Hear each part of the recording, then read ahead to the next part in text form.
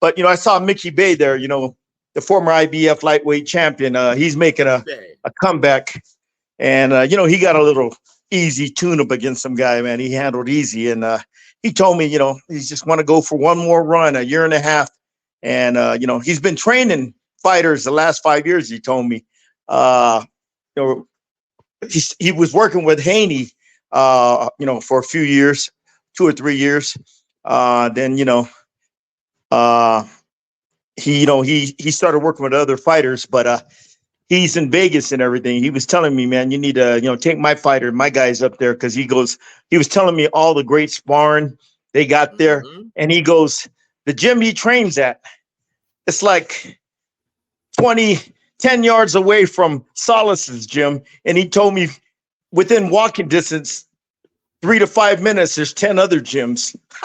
The Mayweather gym, pound for pound. Yeah, he was telling me all these gyms are just bunched up together in Vegas, man. I didn't know that. I haven't been there in a while. Yeah, he said that's the spot with a lot of good sparring over there, man. Because you know how good you could get, how better your fighters get with good sparring, like we were talking about with Milanecki, with Ronnie's guy. And you were telling me Ronnie's got all those top 154 pounders over there. So, just sparring them guys, he's going to get better. Like Bay was telling me, man. I know Mick since the amateur days when he was, he was a top dog in 2004. And I seen, a talented kid from Cleveland. He trained in the Kronk gym, Manuel Stewart's Kronk gym from Cleveland back then. And through the years, shit. I mean, he sparred everybody. God, we went through a list of all the fighters he sparred, Joe, or and got good work with, from Sean Porter to the Charlos, to you name it, man. Champions and top level fighters, man. The last 20 years. Oh my God, man. In Vegas, he was telling me, yeah, I sparred him. He goes, yeah, I used to spar Sean Porter all the time, go 8-10 rounds with him, man. I'm like, what? Really? He goes, yeah. I go, yeah, the Charlo brothers too, man. I sparred them guys. Yeah. And then, oh yeah, he told me, he told me it was funny. I was watching Jack Catterall just today. And I was sparring him a few years ago, whooping his ass. Yeah. Yeah. Mick. Yep. I mean, hey Joe, what I'm trying to say, man, I can't, man. We just went through so many names. He sparred, man. Golly. I mean, you're talking about world champions and, top of the line, world-class talent. And I was telling Bay, I said, look, Bay, you can't buy that experience. Okay. That, you can't learn that shit on watching YouTube. Okay. You got to go through it. You got to live through it. So it's in your DNA, all that experience and all that knowledge you got, man, sparring all them guys, man. Oh, and Bay is a very sharp boxing guy. Okay. Cause, we spent a good hour talking about boxing, and he, he's got that old school mentality. He's a very, very smart, educated guy, from the bad experiences he made, and, just being in the business and everything. And, he even tried his hat on being a promoter, and he goes, oh my God. Yep. Oh my God. Oh, Jesus, man. It was, worst experience of my life. And you know what he told me? You know what he told me, Joe, about being a trainer? Let's hear it. He goes, oh man, being a trainer is so much harder than being a fighter. Oh, his fighting is a lot easier, he told me. Yeah. Wow. I tell you what. But Joe, go ahead, sir. Joe, go ahead. Just all the guys that he sparred, man. That's the kind of work. What I'm trying to say, if you're a young upcoming guy coming up, try to get as much work with world-class fighters, world champions as you can, because you're only going to get better. I know it's not a fight, but you're going against top-level guys that are going to push you. Okay, push you where you're gonna ascend up the levels, and you're gonna, like I said, you're gonna learn so much stuff. You're gonna grow as a fighter. Especially a young guy. A lot of fucking coaches nowadays, man, they're scared to spar. Okay, when I had Diego Corrales, a top amateur, his dad took him to me. 14 years old, he was sparring world champions and top 10 guys. By the time he was 16, I used to say that on the show a lot. They didn't hold back. They couldn't hold back, or Diego would take it to their ass. Oh yeah, Yeah, but the thing is, that's why Diego even told me that. By the time when he moved to Vegas, okay, because he got in some trouble in Sacramento, he told me, man, yeah, man, it was easy sparring all them top level guys in Vegas, man. He goes, it was easy because I said, yep, all that top sparring I got you in Sacramento against with sparring, all the champions. He goes, yep. That's why he was able to become champion at 21 years old, so young, because of that experience. Nowadays, you got motherfucking coaches like, I don't want to mention their names. I know one guy. He's got two sons are real good. I said, hey, bring them up here. My guys will give you guys some good work. They're scared to. They don't want to spar their amateurs with top level pros. And I said, man, I swear you guys are gonna get better. Fuck, you're only sparring amateurs, man. Them guys ain't gonna get you. You got to spar top quality pros. When you're a top level amateur like his kids are, you spar with top level pros. I used to do that with my amateurs, and when I lived in Texas, coming up, I used to spar with the top pros, and that's how you. De La Hoya, when he was coming up, he sparred every badass in L.A.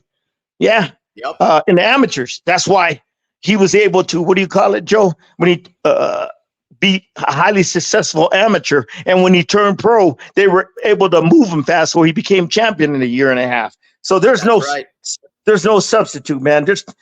I don't want to mention the coach's name, man, but yeah, he's very. What do you call it? He's afraid of amateur sparring the pros. Man, I'm like, man, get the fuck. Yeah, that's the way they're gonna learn. That's the way they're gonna grow. That's the way their confidence is gonna build up. But anyway, yeah, I just had to give you guys, especially you young guys out there, man. Don't be scared. You gotta get out. You gotta get out of your You gotta take your motherfucking diapers off. Get out of your comfort level and start sparring some badass pros. Okay. That's the way you're gonna get better. And me, I'm always looking for the best farm, man. I a lot of guys over here in Leon, these pussies, man, they don't want to get that work. But me, I ain't got a problem, man, going to get that work, man. And when I go into the other gyms, the coach goes, "How many rounds you want to spar?" I go 8 to 10. They look at me like that many? Yep. Let's do it, baby. You know what I mean? But you man, a lot of fighters, man, sparring amateurs only get you better. Only you still, you stay an amateur, but you start sparring good pros, man. You'll see how good you could get, especially if you got a good trainer that knows how to develop you and take you to the next levels. Sparring pros. But anyway, yeah, we got a lot to talk about. On the fights yesterday and the fights coming up. But I just had to give you a little introduction. See, coaches talk about development of the fighters, but nine out of 10 of them don't know what the fuck they're talking about. They don't understand how to develop a fighter. Okay. All right. And this is one step I like to do. Just develop young guys. Okay. Or if you're a good amateur prospect that could become a good pro prospect. I spar top level pros, man. My guys can handle it, man. Trust me, man. But anyway, that's we talk about the development of a fighter. See, as a coach, you got to understand the developmental process of a fighter, and a lot of them, unfortunately, they don't understand this shit. Okay, they don't. They don't understand, and that's why their fighter stays average, normal. Okay, they don't develop their to their fullest potential. And there it is, guys. And James knows. Now, once again, one of the reasons why we love James Gogue on this show, not only is he going to educate you on the X's and O's of boxing, but on the business side as well. He's done it all. He's helped promote events. He's helped be matchmaker. He's helped, he's been a manager of several fighters as well.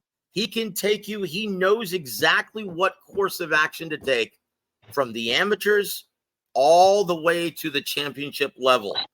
And at the grassroots level, Joe, with the little kids, man. I used to train 10, 11 little kids when I was younger and everything. So I understand that. Diego Corrales when you first got him. Shit, his dad took him to me when he was 14. There it is. Because I told the dad. I said, man, look, man, one day I walked into their gym. They were training at Sacramento Pow. I said, man, your son ain't gonna get no better sparring these guys. He's dominating, man.